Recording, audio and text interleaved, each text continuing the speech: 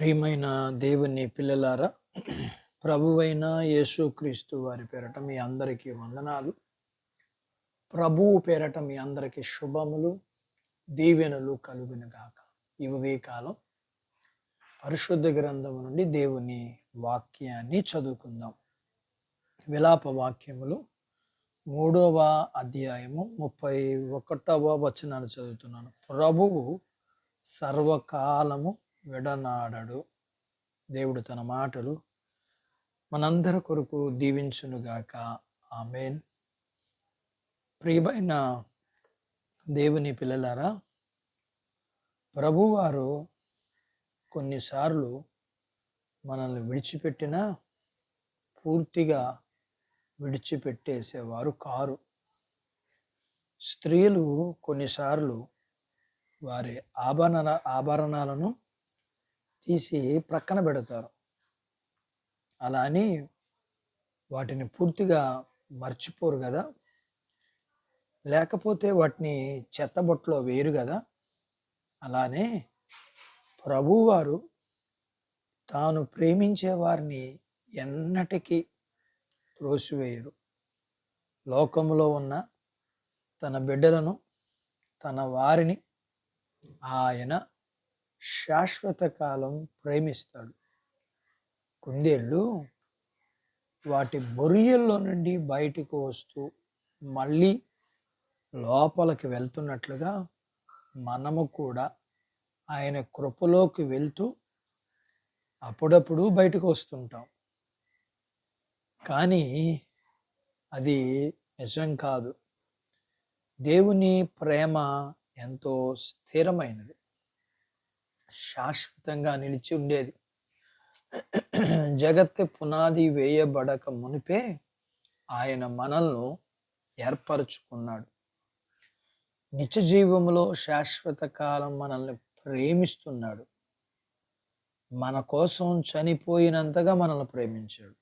కాబట్టి మన విషయంలో ఆయన ప్రేమ ఎప్పటికీ చనిపోదని మనం ఖచ్చితంగా నమ్మగలం.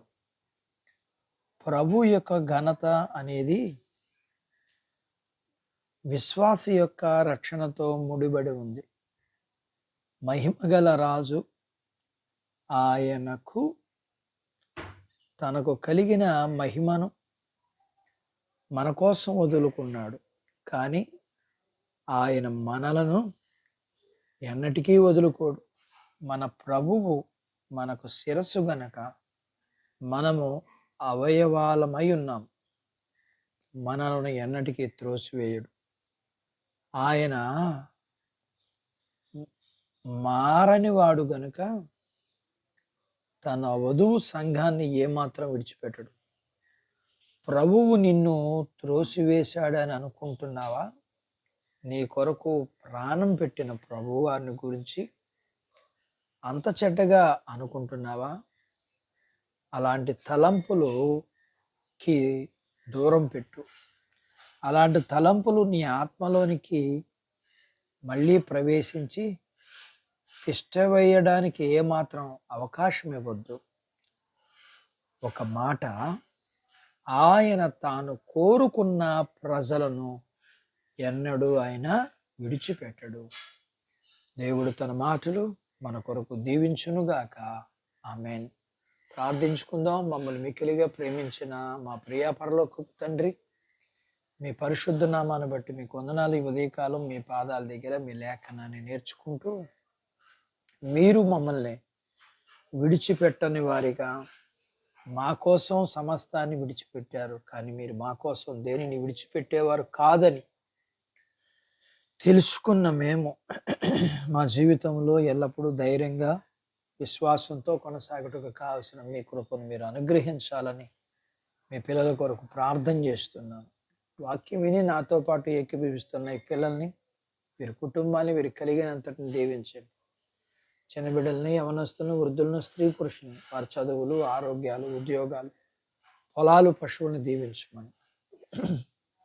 ప్రియ తండ్రి, వివాహాలు కాని వారికి అవ్వడానికి, గర్భం లేని వారికి గర్భం కలగటానికి, గర్భము కలిగిన వారికి సుఖమైన ప్రసూతి, ప్రసూతి అయిన బిడ్డలకు ఆరోగ్యం ఇవ్వమని, మీ పిల్లలను కలిగినంతటిని దీవించమని యేసు ప్రభు వారి పేరట స్తుతించి ప్రార్థించి అడిగినవన్నీ పొందుకుని ఉన్నాము తండ్రి. ఆమెన్.